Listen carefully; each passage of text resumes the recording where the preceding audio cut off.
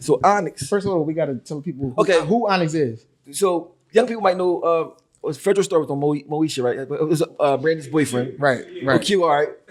Sticky Fingers, that was my man when I was young. I mean, it's crazy because back in the day, you really didn't know the person. You used to see how they look and hear their music. That's it. So you got to guess how they was. To me, Sticky Fingers just was hard. Like, like he'd do a robbery with me. I know he'd do a robbery with me. For sure. That's how I was like, well, I mean, I ain't have a ball head yet, but I was with them all wild. And they was like 20 with ball heads. Yeah, like on purpose ball. On purpose. I say, I love these boys. Man. So, and man, I got a call from their manager. Shout out to Omar. I mean, he's like, yo, can I be on your podcast? I'm like, I'm a fan. Yeah. Like, for real, I mean, so he's like, yeah, they fantasy property too. So we've been talking ever since. I mean, we're gonna do some music when I go out to LA, get them on the show, and they they tour out Europe a lot. So I told that's Freeway, gonna be amazing. So Freeway they can get their property with Onyx on the tour out there, 100 shows. I mean, something like that. Yeah. So that's come from doing this podcast. So like, I mean, that might sometimes you got to just throw stuff out there and see what sticks to the wall, man. Parlay that into some paper. And then I come bump into a super producer. I ain't gonna say his name. All I'm gonna say is he did Justin Bieber songs, Shakira. When was this? 2 days ago. Matter of fact, when I was in there, he started playing Justin Bieber song that come out Saturday. Random. He's like, this is new Justin Bieber. Let me put it on. So I'm in there with somebody else. So I'm just there on some humbug. 4 in the morning, I bump into my man in the casino, right? We both obviously don't want to go in the house. We both like, I mean, so you know, I'm stressed out by my son or whatever. So I'm about to go to the studio with my man. My man don't rap or nothing. He just was going to the studio with his man. We go there. The studio was crazy. Bentley, I mean, everything. I'm like, oh, whose studio is this? I see all these plaques on the wall. I mean, make a long story short, I ended up starting talking about my son some type of way. And he's like, I got 3 kids. I can't imagine that.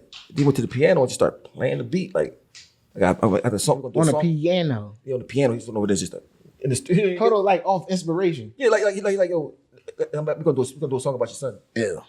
Mind you, his beats cost $150,000. Something yeah. It was just that's crazy. Like, I mean, mind you, if I'm not in the casino 4 in the morning, I don't see my man. I could even walk past him. It don't happen. It's like maybe like stuff that's, what's the chance? Like, you gotta follow. Man, my man Miz always say, follow the energy. Just go. Where's that? And I mean, sometimes I don't feel worthy. You know what I'm saying? Yeah. Like sometimes I'm like, because I just know people. I know some dudes that was some great dudes that was way nicer than me, more honest than me. That just got smoked out in these streets. I mean, I know so many. I got so many stories. I'm talking about stories that's crazy stories, right? The homies that I might have just left, or I was just with, or I mean, so many times. I'm talking about. I even had times I left messages on people's phone. You ain't answering the phone. You sucker. My man, we in the work release, Joe. We work at Burger King, so we all go to work, right? He used to bring me back these sandwiches, like they like marinara sauce with like chicken. Yeah. From Burger King, right? I'm like, yo, make sure you bring me a sandwich tonight. So I'm thinking he in the building, but not answering the call, my phone. Like, you heated. I'm mad. You leaving me messages. You bring the sandwich on. You sucker. You want? I'm gonna see you in the morning. All this. My whole time the cops had killed you that night. Damn. I mean, my man Hawk, 20th Street. You know what I mean? So I was like, you know how that big man, how that make you feel though? Like, you know what I mean? That's your man. Like, I mean, so like that type of stuff happens so many. Like my man, I got shot. Right? He give me some pills, some perks. Like I mean, for the pain.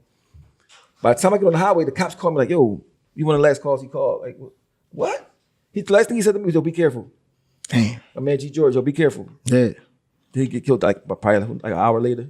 Man, people like, you know, Philly just got so many. So what make you? Mind you, I was the one going to do a lot of stuff with people, dramas with people. Yeah. So like, what make you be the one to just, I mean, skate through? Like, I mean, bro, like, listen. It bring me to a point where I be talking to some of my homies. I be letting them know, like, yo, I think we desensitize sometimes to how dangerous this city is, because we walk out, still handle our business every day.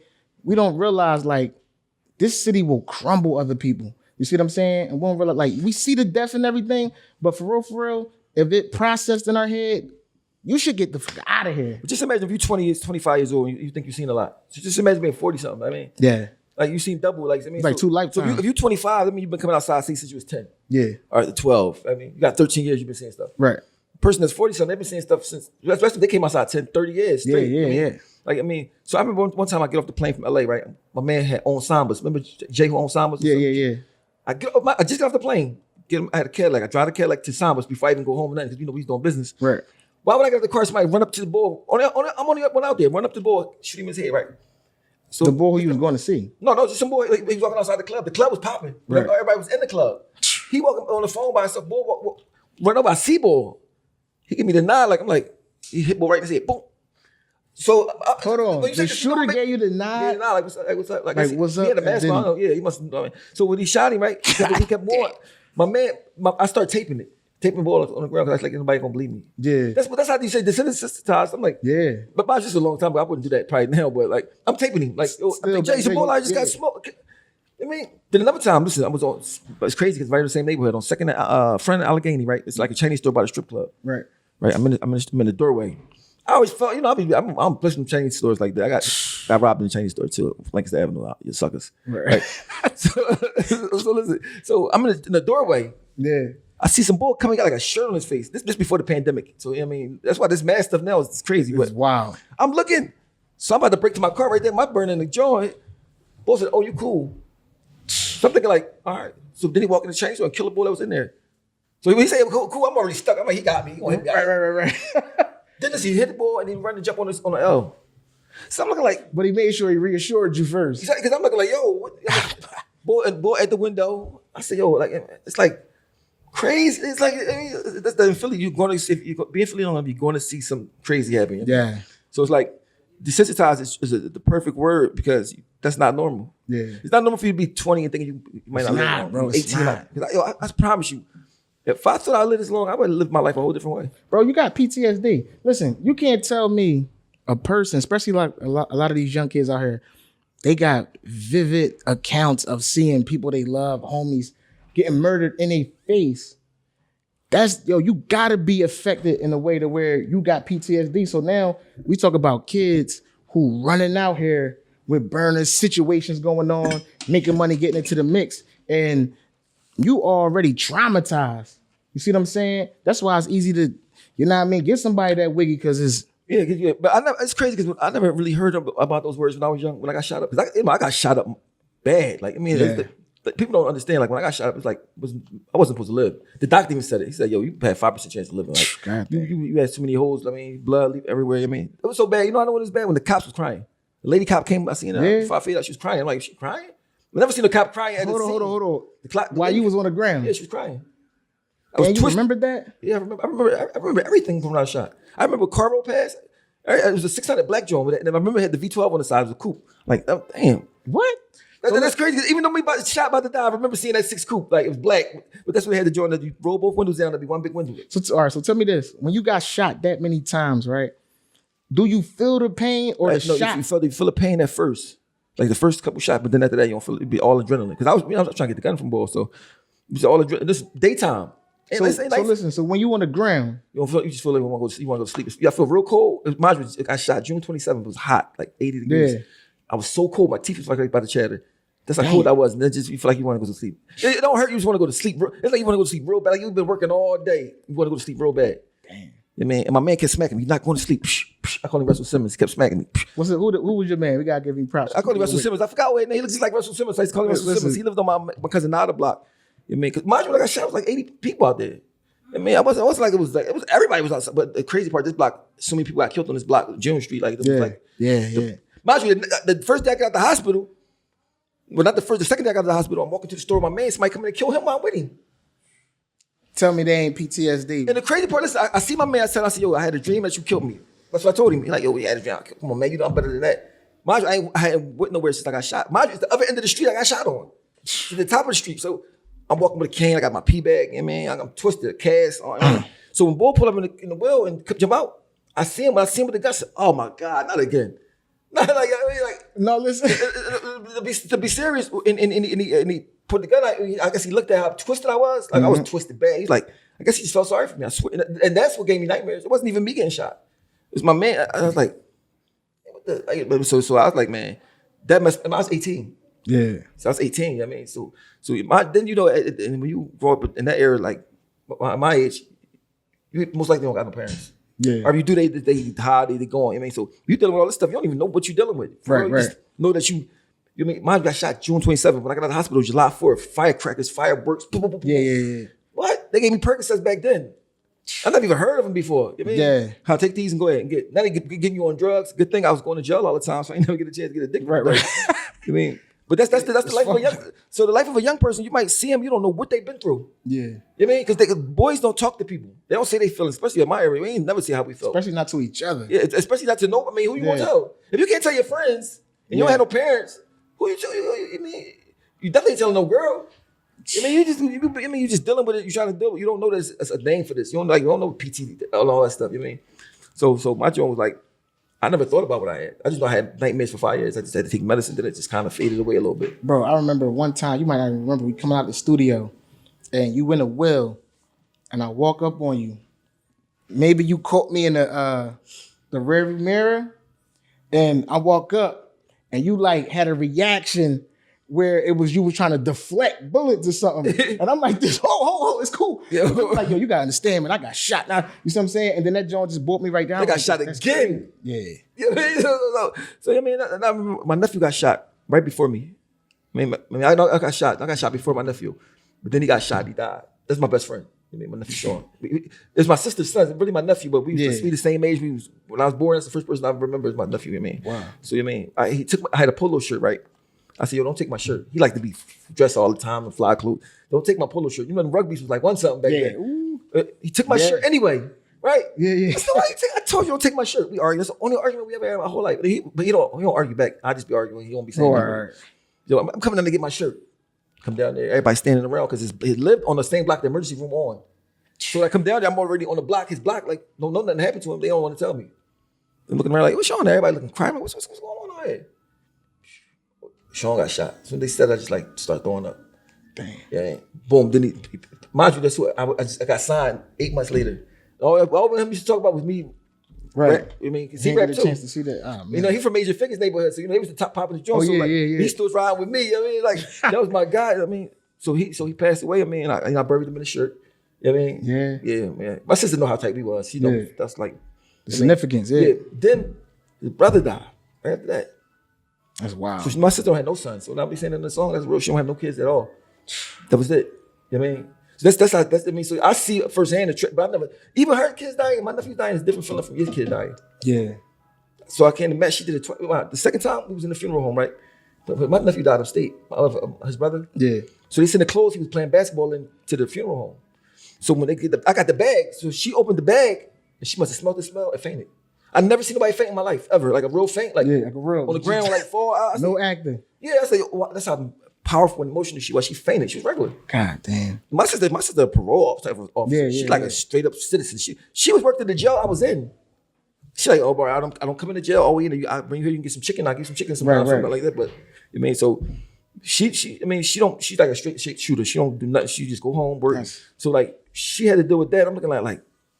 What can I say to her? What can I do? But now she's helping me with what I'm going through. She makes sure I know what you're going through. I know. Because it's a feeling that you can't explain. Like, it's like, you got to act normal because you mean to be around people, you got to act normal. You got to be regular. Yeah. I mean, but when you, like, real life, you're not normal no more. It's like you change all the way around. You know what I mean? Let me ask your opinion about this, though, because this is what I be saying, right?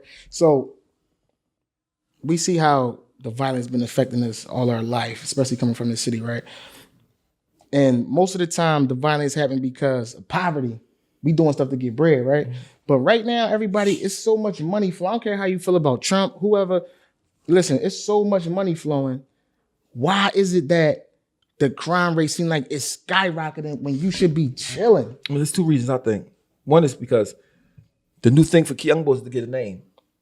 Yeah. That's the main. You remember, when you're a kid, a boy, a teenager, young 20s, your whole thing is impressing your friends and your homies and all that. I mean, you ain't really on that with the girls say all that stuff yet. Like, I mean, so that's one thing. Right. Second of all, retaliation for all the murders that already happened. You can't, if somebody can't kill your people, you're like, well, you gotta chill now.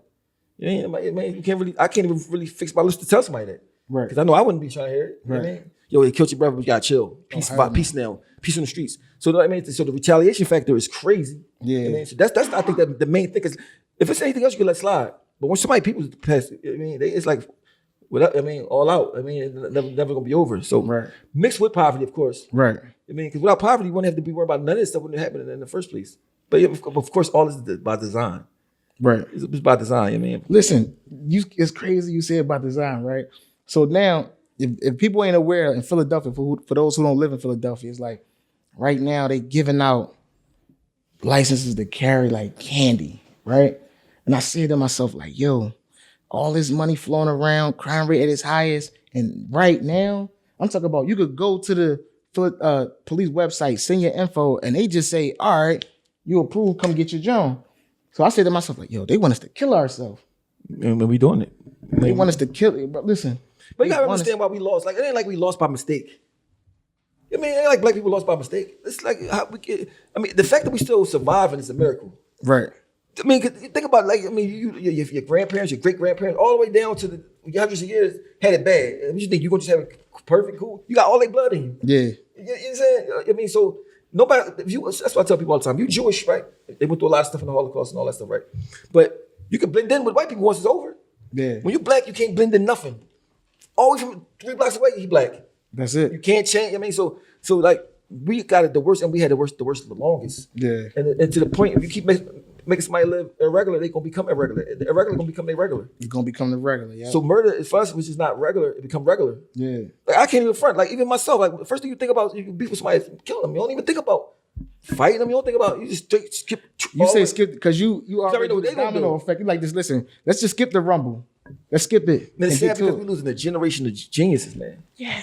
Cause you look at this. 2 black girls play tennis, right? Well, a few, maybe it's more than them, but Serena and Venus both play tennis. Yeah. They had a dad that took them to play tennis, right?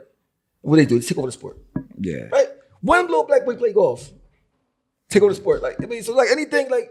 Yeah, anything so we just imagine all these people that's in the hood that never got a chance to play tennis before. They don't even know if they could have been good or not. Right.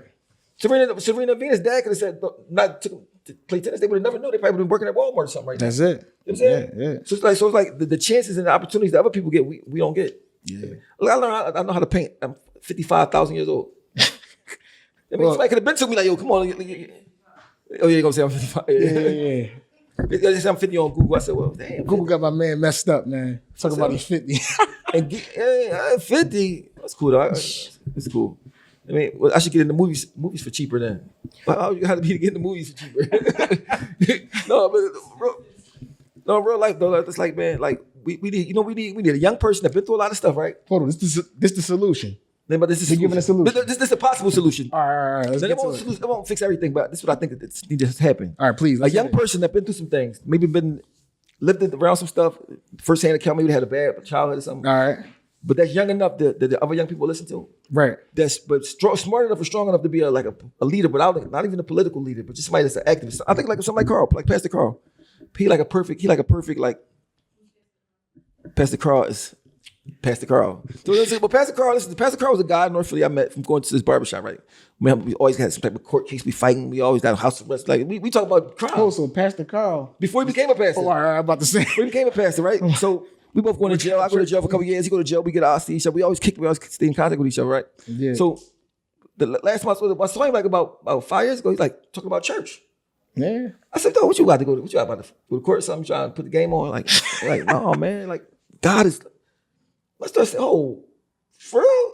No." I said, "You really believe that? It's me and you?" Yeah. Like it's the most serious, like conviction. So then I start seeing how he was talking to Trump on TV. I wake up in the morning on the Trump TV talking to Trump. Yeah. He just on the news the other day. So I'm looking at this boy like, yo, he really he had a vision. And mind you, he don't really help people. That's mind you, he don't got a lot of me. I mean, we by ourselves. He really this is life now. He made a decision to say, man, I'm tired of going to jail. I'm tired of something. Do something, and he just did it. And he's starting to get recognition now and all that. But he like the thoroughboy that really come from the streets. He's the type of person I think could, like if he become like maybe a mayor or anything like some power, type of local government, he can make a difference because he really know what's going on out there. He was part of what's going on out there, and he really for real in his heart want to change. So Pastor Carl, if you watching this right now, holla at we need to start collaborating, put something together. He called me. I remember stuff was they probably come on like because he already know about it. He's like, oh man, I just want to say, man, he don't even want to get to the point, man. Man, you gotta just let God work that out. I'm like, yo, this boy old crazy. I can't tell him nothing. So I've been talking to Carl, so shout out to Carl, man. I think that's the perfect person. For sure. That's crazy. I never even thought about it. I wasn't even thinking about it. I wasn't even playing. Yeah. While I was saying it, I was thinking about who could it be? Yeah. And it just came to my head. Just now. Like because I was thinking about that. I was about to say they need somebody like that. Mm-hmm. But I just thought about he is the person, the perfect person, smart, from the streets for real, been in jail before, hustled before. And really he popped right up. And really want to help people. Yeah, from the heart, like genuine, for real. And of course, my man Mel Wells, right? He I don't think he want to be like he's not young enough because he like my age, right? But he's the backbone of whatever you trying to do to become the leader. He got him what you need. Anything positive you want, that's who you go to. But he doing a lot of stuff. He been doing a lot of stuff before I even knew him. Like he do major stuff. You know what I mean, behind the scenes. Listen. Let's take it. Listen, we got to get these names. Let's get them on the show. Oh yeah. What if I get them on the show at the same time? They need to know each other. Spark something. They might know. They might not. Get them on the show so the people can know him. For sure. Because Mel Wells do a lot, man. I mean, right before the pandemic, he's like, yo, you doing art? Listen, let me get you a. What school was that? Was that Dobbins? Mind you, took me out to eat to give me a job. You only got to come 2 Thursdays or something a month, something like that, and I'm gonna pay you up front now. Yeah. Oh, I'm paid. I got a job right now, and I'm paid right now for a couple months, just like this, just like that. He was trying to save you. He was trying to save you. So I'm looking. I'm from the streets. First thing I think of, like, what was he up to? Yeah. That's the more I knew him. I said, oh, this boy really. Because it's crazy that it's shocking. People doing stuff like that's good for you. It's shocking in the hood. Yeah. But like, what? What you up to? I mean, so like, I met him at the right time, and because he was with me the day I found out my son passed. He was with me. Mind you, I really don't ask people to do too much for me. I said, yo, just come down to this revealing, because I was doing a mural I was showing everybody. Yeah. He came down there with his wife, followed us. And it happened. He had to run through the city because I was trying to get back to the scene where the accident happened at. He followed me in the car. He was right there. First thing he said was to me, like, yo, don't worry about it. I know you ain't worried about no money now, but you need funeral. I mean, just yeah. But the fact, even if you don't need it from somebody, right? The fact that somebody offers it sometimes is enough. Right. You mean, so like, we just like, I mean, I remember that stuff. And I don't really remember too much of that because I was so traumatized, but yeah. Mel Wells definitely, I mean, and a lot of people. Shout out Mel Wells, man. A lot of people listen to, Wallow and Gillie has like positive impact on people and all that. They need to get somebody feeling on their show. I'm just saying, y'all can get me, but. And people don't know. Just saying. Let me tell you what people don't even know. Just blow people's minds. 2 weeks before Wallow and Gillie did their little podcast, I called Gillie like, yo, we should do a podcast together, dog. Yeah. Yeah. He's like, I'm about to do joint. I mean, before I had the idea already. You know what I mean? Right. So shout out to them when they successful on that. You know what I mean? Yeah, can I be your first Philly guest? You know what I mean? Would you be the first Philly guest? Yeah, I'll be the first Philly guest. I'm not about to come at him. I'm about to say, here we go again. There you go. Sticking with it. Guess what I do if I come at him? Guess what happened? I'll be popping. Listen, negativity. Listen, I don't care what y'all talk about out there. Listen, negativity sells, right? But I would never do negative stuff just for the money. I mean, I really have to have a problem about something. Right. No. What I do is if I got a problem with somebody, I go ham on them because I don't get money off of it. But if I don't have a problem with you, I'm not gonna just make up some problems. Yeah. That's some sucker stuff. I mean, I want to shout out to Wallow and Gillie on the success on their show, man. Because $1 million worth of game. Yeah, man. Shout out them because I'm actually trying to do something similar to what they doing. I mean, because at the end of the day, they got whatever they got going on. It's enough room for everybody to do everything. Yeah. I mean, so they need to get that $1 million of a game over here. I mean, I need $2.5 million of a game though. At least. Yeah, I mean, a little something. All right, Gil, I'm coming straight at you. So I mean, you be a podcast beef, and my podcast beef with you is just get me popping. I'm like, it's gonna help me. So what you gonna do? You gonna get me on the show? Tell me what's going on, how to get the bread off the show, or I'm just coming at you. Like I mean, so. Don't tell your mom because I don't want mom. I have no problem with mom.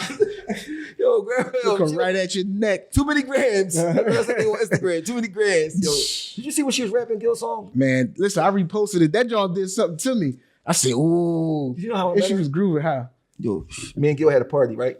So she was at the door. I didn't know who she was. So I come in there with my homies. I come in there. It's my party too. Because our birthdays around the same time. Yeah. She like, hold up, wait. Who the fuck is y'all? Shout out to Chris in the show, right? Who the F is y'all? I'm like, who the F is y'all? Like, who you? Mind I'm young then, so I'm like, we going at it. Like, oh, come here. Oh, that's Gil's mom. I'm like, why is his mom in the club?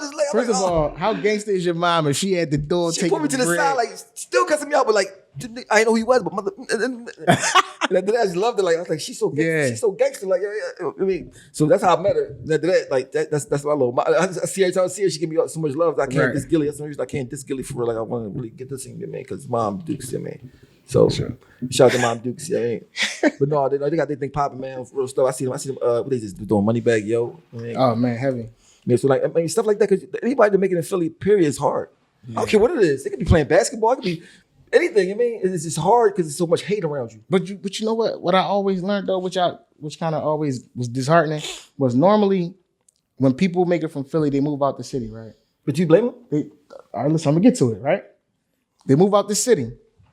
They always give props and I'm from Philly, because when you say you from Philly, it means something, no matter where you at. But they always get a reason I won't reach back because the crab in the barrel syndrome, right?